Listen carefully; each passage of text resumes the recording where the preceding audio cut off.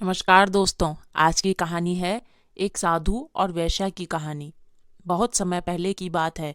किसी नगर में एक बड़े विद्वान साधु रहते थे जो कि लोगों को भक्ति का उपदेश देते थे। उस नगर के बहुत से लोग प्रतिदिन उनके पास जाते और उनसे ज्ञान प्राप्त करते।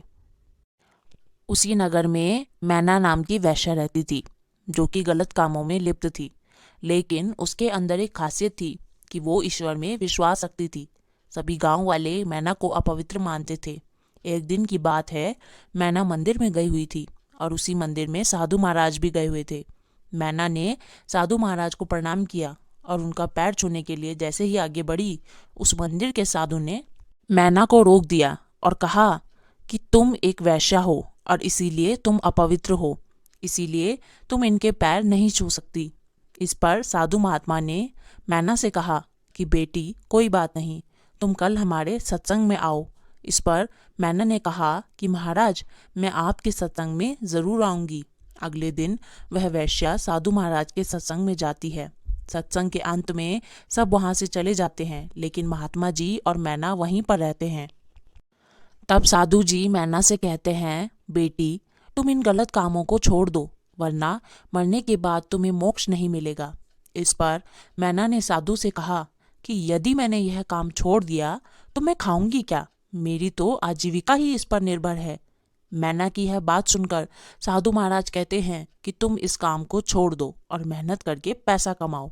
मैना ने साधु से कहा कि ठीक है, मैं यह गलत काम करना छोड़ दूंगी। और अगले दिन उस मैना ने एक ठेला खरीदा और फल बेचने लगी। सुबह से शाम तक वह फल बेचती थी, लेकिन उसके बाद जो फल नहीं बिकते थे उससे वह गरीब तथा असहाय लोगों में बांट देती थी। इसी तरह से उसका जीवन चलने लगा। मैना के पास फल बेचकर जो भी पैसे आते उनसे वह अपना जीवन व्यापक करती और जो धन बचता उससे गरीबों की मदद करती। अब धीरे धीरे गांव के लोग भी उसे पसंद करने लगे थे। समय बीतता गया और मैना अब काफ़ी बूढ़ी हो चुकी थी। फिर धीरे धीरे एक समय ऐसा आया कि उसकी मौत हो गई और उसी दिन संजोग से उस साधु की भी मौत हो गई। दोनों की आत्मा यमराज के सामने जाती है। यमराज ने साधु और वैश्या दोनों के कर्मों का लेखा जोखा देखा कि इन दोनों ने अपने जीवन काल में क्या कर्म किए।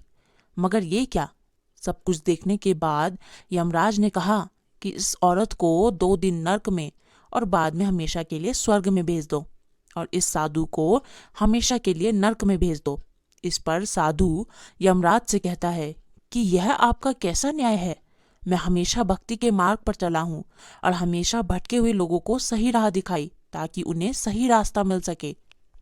यमराज ने उस साधु से कहा कि यह सत्य है कि तुमने हमेशा ईश्वर की भक्ति की है, लेकिन जो तुम लोगों को उपदेश देते थे उसका अपने जीवन में कभी भी पालन नहीं किया।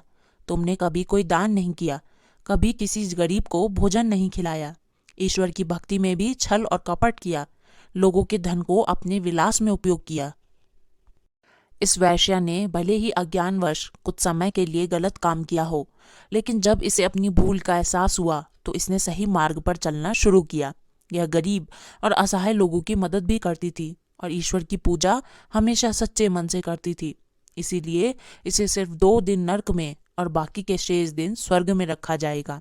साधु को अपनी भूल का एहसास हो गया और साधु की आंखों से आंसू निकलने लगे।